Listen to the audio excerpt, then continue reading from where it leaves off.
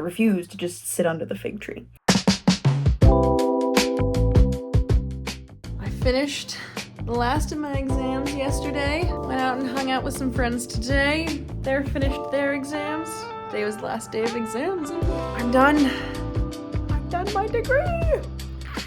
Oh my gosh. I'm very excited about it. 6 years. 6 years coming. Rehearsal is tomorrow night for commencement. And the banquet is on Friday. And then Saturday is commencement and I walk the stage. Oh, it is very exciting. I'm very, very happy. But I have lots to think about, and so it's not really like I'm not thinking about it as much, and I'll probably process it a lot more as the days progress. But all my family and my best friend get here tomorrow. One eternity later. One thing I will not miss about living in Saskatchewan, the whiteout outside. I have a sunburn from yesterday, from sitting out on a porch with my friends, drinking lemonade in like 18-degree weather, sun shining, not a cloud in the sky, and then dark clouds and cold wind rolled in later, and we all knew supposedly it was supposed to snow today. Well, the snow is here. It is a whiteout. What is Canadian weather? Like, what the heck? I have a sunburn from yesterday, and we have an inch of snow outside. And it's still coming down. And I have to go pick people up from the airport later today. Which her flight was delayed. So I have to go now at like midnight to go pick her up. What is Canadian weather?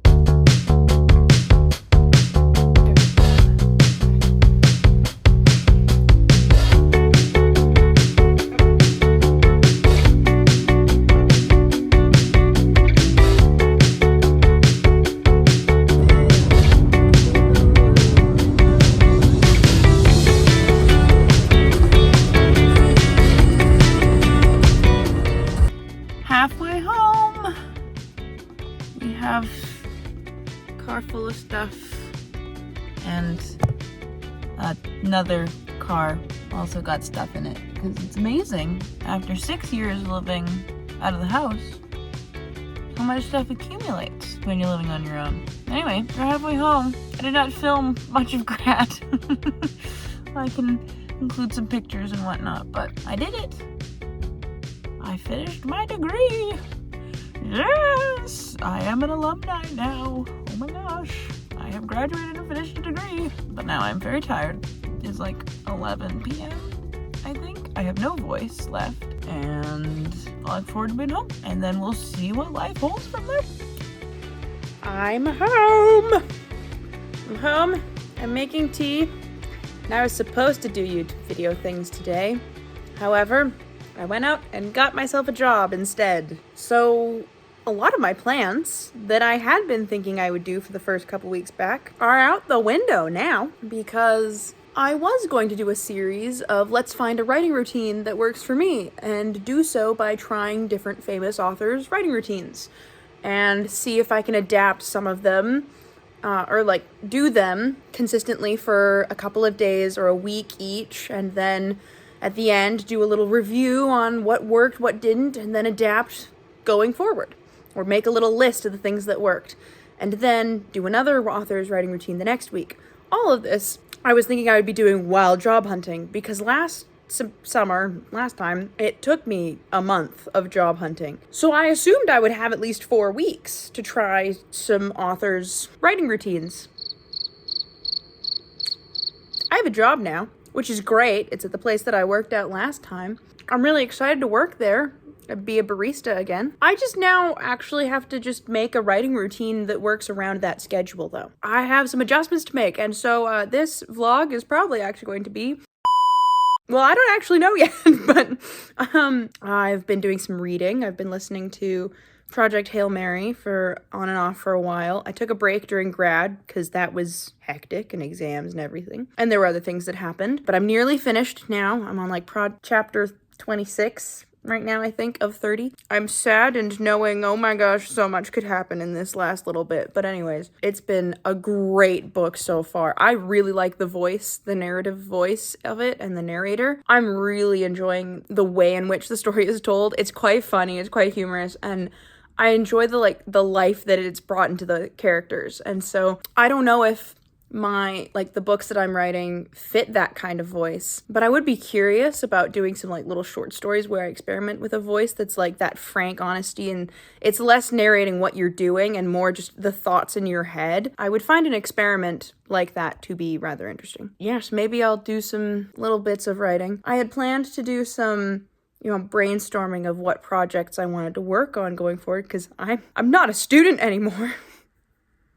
So now I have to take my writing seriously and not just have the write when you can kind of schedules. No, I have to make a writing schedule now. I'm not entirely prepared for that. Now having to be not full-time writer, because I can't be a full-time writer. I'm working. I have to be a part-time writer while I'm doing full-time work. I now have to start working on these book projects more seriously, because now I have the time, in theory. This vlog, I guess, is just a update on life and where I'm at and where the writing is going, maybe.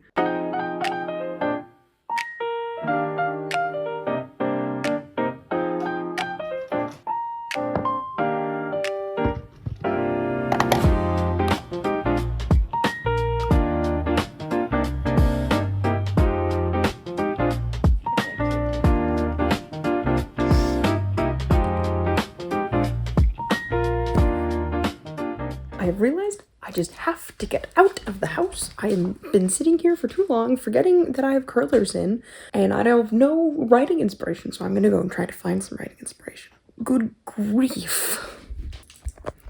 So, I came home because I didn't want to spend money at a coffee shop, so I'm gonna go outside for a little bit and do some writing. I've had writer's block for a while, probably for about 2 months, if I'm being honest. And I know that some people say writer's block is fake news. It is and it isn't, because yes, I think it's a thing, but I think it's not an excuse to not write, if that makes sense. I think that writer's block makes it harder, but I think it means that we still need to push through it as writers.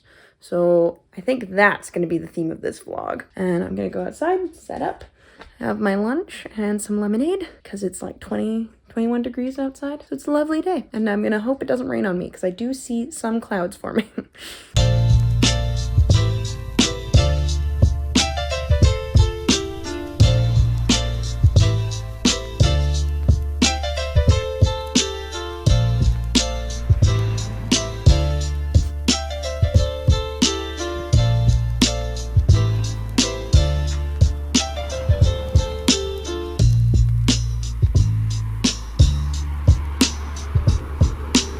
I was recently told by a friend of mine that I am a disciple of Tolkien, I think is what he said. And while I was hesitant to say yes to that, my parents, for my grad gift, got me this book, and it's The Making of Middle-earth. And it's one of the various books that are written about, how did Tolkien make the world of Middle-earth and how did he come up with the Lord of the Rings. Additionally, they got me a set of Lord of the Rings themed fountain pens, and this one is the Ring Bearer one, and I am a fan. I love how it writes. Like I was saying before, I was really interrupted by several cars.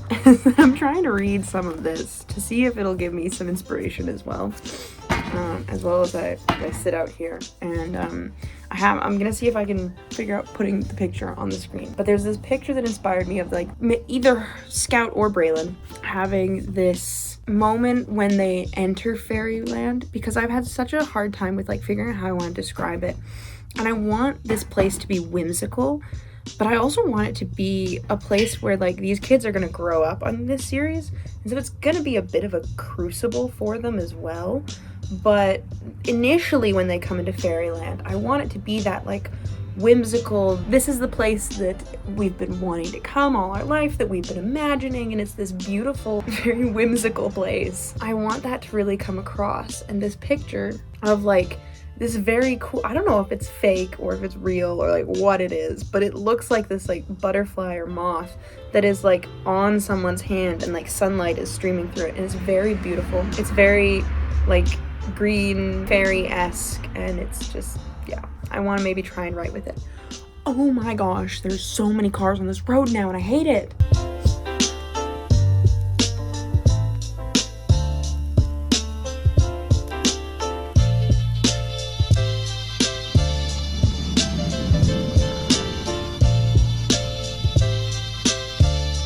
Okay, so Percy Jackson was written for little boys with ADHD.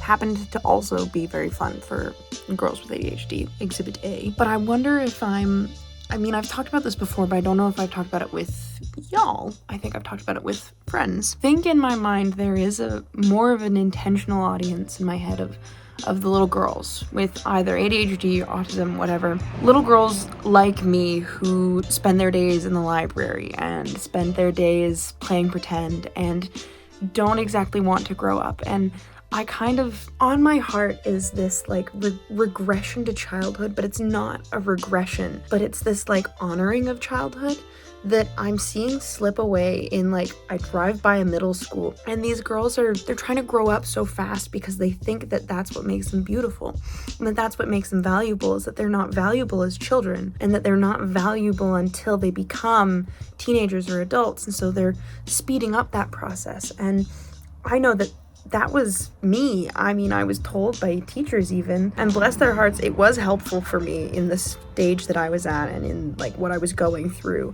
to hear, just wait till you're 19, wait till 20, wait till you're in college, because then you'll thrive. And I did thrive once I was in college. I see it in these girls, and maybe it's in boys as well, but I don't know it personally, but I know for me, I wanted to grow up so fast because either I didn't think I was valuable until I was an adult. I didn't see the wonder that was in childhood. I didn't see the whimsy. I didn't see the fun in the same way once I left behind playing pretend, once my friends no longer wanted to go on grand adventures in our minds together anymore. There was this like frowning upon of childhood, and I hate when books are just cultural commentary or political commentary. I don't think that books, especially children's books or whatever, young adult, kid-lit books, should be that. But in some way, I do think that I do want to write for that kind of audience, and to encourage that, no, your imagination is so important, and in being a child you are incredibly valuable, and children have immense value that as a culture we've lost and we've forgotten.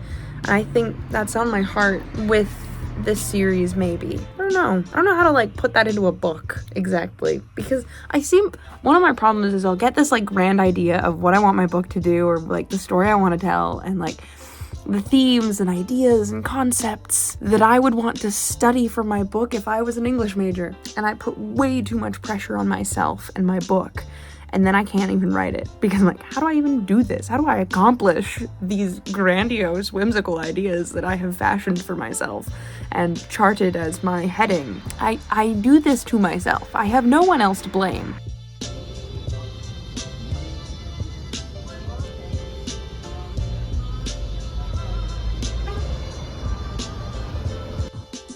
I'll admit that this last 3 weeks of being back has been really challenging for me. I've tried a couple of different times to start different routines. I've tried attempts at really establishing what I want my life to look like outside of work, and it's been a lot of discovery. I've done some little bits of writing here and there after work, but a lot of the time I'm still adjusting, and the creative juices just aren't always flowing when I finish work because I'm so exhausted.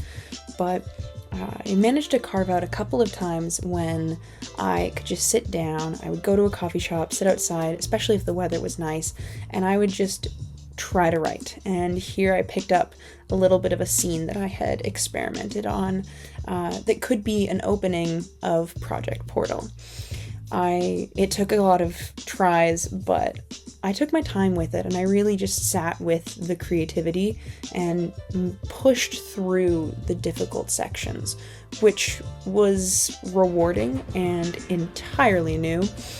And other times I would wander over to the bookstore that is literally across the street from where I work, and I found this beautiful book on birds, and it's just, the art is so beautiful. It's like this patchwork watercolor, and I want it so bad because in Project Portal, one of the whimsical things that I want to include is there's some people, and I haven't decided if it's my main character or one of her friends, but they have these wings that are either bird-like or insect-like, and really it flared a lot of inspiration for me.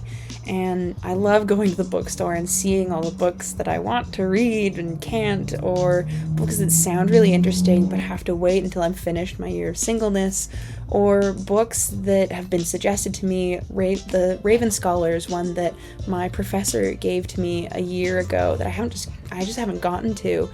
And of course, I always stop at the Lord of the Rings section. But oh my gosh, all this painted spines and painted pages are just so gorgeous that they're putting out right now in the publishing world. It's the one good thing coming out of publishing at the moment. But this last little while has really been marked by experimenting with and just taking advantage of all those times when I do have some writing inspiration and I'm able to just sit down and grind out some stuff, or just doing a magpie thing with all the little moments of inspiration that I can find, whether it's at the bookstore or elsewhere. So I just finished a call with one of my dear writing friends, and I talked a bit about the writing crisis and the YouTube video channel crisis that I was starting to have this last week, which is why the vlog has been so long in coming out.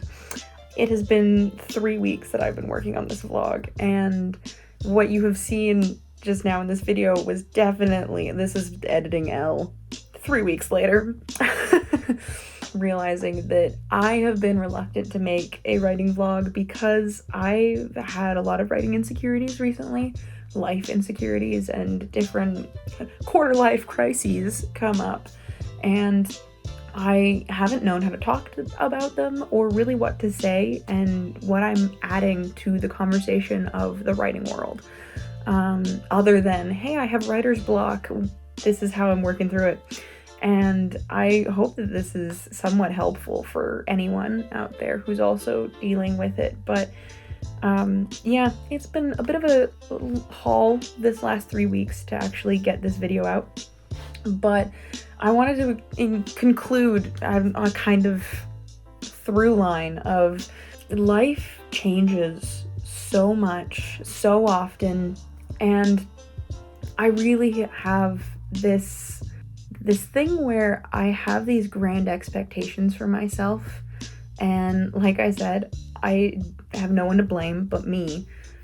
But these great expectations that I have, these like Sylvia Plath and the fig tree kind of expectations of myself, and I don't want to sit under the fig tree and watch the versions of my life wither away when I haven't even made a decision. Without making a decision, I refuse to just sit under the fig tree. And so I've been dealing with a bit of that right now, and I don't want to live like that. I want to take charge of my life and actually do something with it and enjoy living.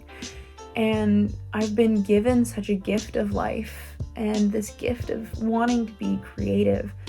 And I genuinely believe it is from God. And my relationship and my faith right now is, I'm having a hard time with my purpose, where I'm at, and why I'm back in Kelowna. And my friend called it the season of kind of homecoming, where for 6 years I have been at another school in another province, another small town, and it was home. The college that I was at was home for me. And as much as this is a homecoming, this is home because this is where my family is. This is where I have known before when I went to college. And now that I've graduated, this is a different kind of homecoming. And she reminded me that it's gonna take time.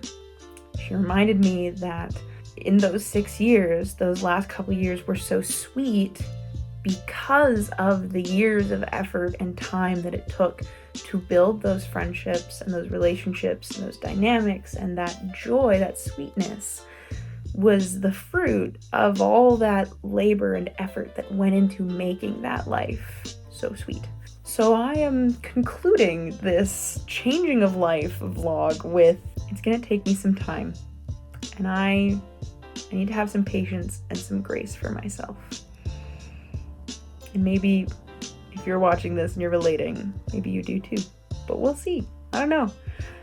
I feel like I keep saying that at the end of these little clips of we'll see. But Lord willing, we will see what happens. So if you like this video, consider giving it a like. And thank you for coming along this little journey as I figure out what to do. And buckle up.